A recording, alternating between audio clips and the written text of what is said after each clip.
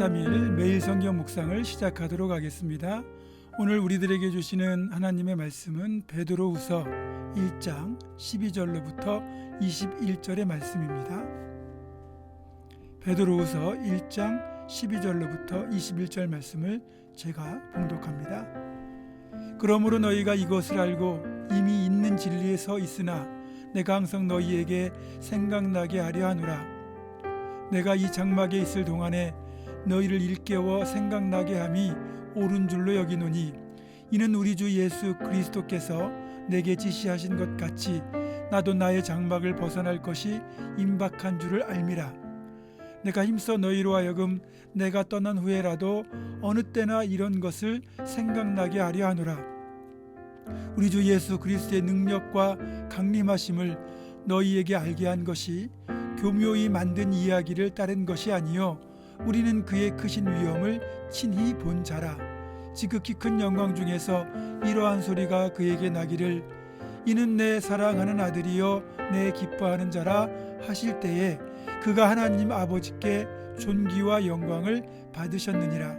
이 소리는 우리가 그와 함께 거룩한 산에 있을 때에 하늘로부터 난 것을 들은 것이라. 또 우리에게는 더 확실한 예언이 있어 어두운 데를 비추는 등불과 같으니 날이 새어 샛별이 너희 마음에 떠오르기까지 너희가 이것을 주의하는 것이 옳으니라. 먼저 할 것은 성경의 모든 예언은 사사로이 풀 것이 아니니 예언은 언제든지 사람의 뜻으로 낸 것이 아니요 오직 성령의 감동하심을 받은 사람들이 하나님께 받아 말한 것임이라. 아멘. 가끔 추리소설이나 대하소설 같은 책을 읽다 보면 이 소설을 쓴 작가가 정말 대단하다라는 생각이 듭니다. 방대한 분량의 이야기를 톱니바퀴가 돌아가듯 또 퍼즐의 조각을 하나하나 맞추듯 다 꿰어가면서 때로는 소름이 돋을 정도로 기가 막히게 이야기를 전개해 나갑니다. 그리고 그 안에 담긴 세계관과 메시지의 깊이는 말로 표현하기 어려울 정도입니다. 이런 관점에서 본다면 성경은 엄청난 책이기도 하지만 때로는 적지 않은 허점을 보이는 책이기도 합니다. 먼저 허점이라는 측면에서 보면 앞뒤가 맞지 않거나 똑같은 이야기라도 기록한 사람에 따라 차이가 나타나는 경우가 있다는 거죠. 예를 들면 복음서라도 마태, 마가, 누가, 요한 이렇게 네 가지 복음서가 동일한 사건을 기록하고 있음에도 불구하고 사건이 일어난 시기나 사건의 구체적인 내용이 조금씩 다르기도 하고 심지어는 등장인물이 다를 때도 있습니다. 이처럼 구약에서부터 신약까지 일종의 오류처럼 보이는 허점들이 종종 있다는 거죠. 그런데 이런 부분이 오히려 성경의 역사성과 진리를 더 강력하게 증거한다는 사실을 아십니까? 제가 앞에서 소설을 이야기했는데 성경이 소설가에 의해서 쓰인 것이라면 절대로 이런 오류를 만들지 않습니다. 철두철미하게 내용을 점검해서 오류가 없을 때 소설을 출판하고 또 출판 이후라도 혹시 추가적으로 오류가 발견된다면 그 다음 판을 찍을 때 이것을 교정해서 출판을 하게 됩니다. 그러니까 갈수록 완벽한 소설이 되겠지요.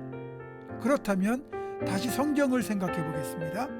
성경은 구약이 39권, 신약이 27권이고 창세기부터 요한계시록까지 무려 1600년의 시간 간격과 40여 명에 달하는 저자가 따로 존재합니다. 저자들도 학자부터 농부, 어부까지 직업이 아주 다양합니다. 따로 성경을 기록하는 교육을 하는 학교가 있는 것도 아니고 이렇게 다양한 시간대와 사람과 직업을 가진 사람들이 따로따로 성경을 썼는데 놀랍게도 성경은 내용이 통일성이 있고 일관된 주제를 가지고 있습니다. 그래서 성경을 하나님의 감동으로 기록된 것이라고 말하는 겁니다. 다만 이런 다양한 시간과 저자와 관점의 차이가 마치 오류처럼 보이는 차이를 만들어내는 거죠. 그래서 전통적으로 구약과 신약의 전통에서는 성경의 1.1획도 마음대로 바꾸거나 첨삭하지 않고 오류처럼 보이는 내용까지도 그대로 놔두었던 겁니다. 오류처럼 보이는 그 내용을 통해서도 하나님이 말씀하시고 강조하는 것이 무엇인지를 우리가 찾도록 요구하고 있는 겁니다. 그래서 베드로 사도는 오늘 말씀을 통해서 복음서의 이야기가 교모이 만든 이야기, 즉 소설이 아니라고 16절에서 말씀하고 있습니다. 우리는 그의 크신 위엄을 친히 본 자라. 직접 내가 눈으로 목격하고 귀로 듣고 손으로 만진 것보다 이보다 더 확실한 증거가 어디 있겠습니까?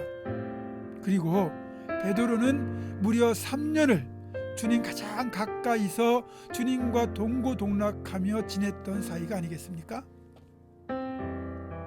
그리고 변화산에 올라가서 이는 내 사랑하는 아들이요 내 기뻐하는 자라고 하시는 하늘로부터 들리는 음성을 귀로 직접 확실하게 들었습니다. 이런 것들을 그대로 성경에 기록했기 때문에 성령의 음성을 따라 이렇게 기록된 성경은 진실 그 자체이고 바꿀 수 없고 변기할 수 없는 진리임을 우리는 믿어야 하는 겁니다. 문제는 우리는 우리가 믿고 싶은 것만 믿고 듣고 싶은 것만 들으려는 경향이 있다는 겁니다. 이런 경향이 지나치게 되면 그것이 이단이 되고 사이비가 되는 겁니다. 실제로 기독교 초창기부터 약 2000년의 역사가 흐른 지금까지 기독교와 교회는 끊임없이 이단과 사이비와의 전쟁을 지속해 왔습니다. 교회 역사에서 가장 최초로 나타난 이단은 영지주의라고 하는 이단인데요. 헬라어로 그노시스라고 하는 말로 표현되는 영지주의는 자신들만이 구원에 이르는 거룩한 영적 지식을 가지고 있다고 주장하던 사람들에게서 시작된 이단입니다. 베드로 사도의 사역의 말년에 이런 이단 사상이 등장했습니다. 그래서 베드로 사도는 20절에서 너희가 먼저 알 것은 성경의 모든 예언은 사사로이 풀 것이 아니니라고 경고하고 있는 겁니다. 이단 사입의 특징 중에 하나가 뭡니까? 성경을 자기들의 입맛대로 편집하고 가공하고 풀어서 자기들만의 교리를 만들어냅니다. 가장 심각한 문제는 그 과정에서 예수 그리스도의 성육신과 십자가의 죽으심이 부인이 된다는 거죠. 하나님이 사람이 되시고 인간의 몸으로 고난을 당하고 십자가에 오르셔서 피 흘려 죽으신 성육신과 십자가가 부인된다면 그것은 주님을 가장 극렬하게 모독하는 행위가 되는 겁니다. 자기들은 제대로 믿는다고 잘 안다고 생각하는 것이 오히려 주님을 부인하는 꼴이 되는 것이죠. 그래서 좋은 목자를 만나는 것도 중요합니다. 저는 진리에 바로 서서 여러분에게 하나님의 말씀을 바르게 전달하도록 가르치도록 노력하겠습니다. 그리고 우리는 성경에서 말씀하신 그대로 믿고 그대로 순종하기만 하면 됩니다.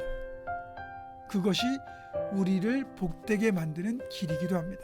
사랑하는 성도 여러분,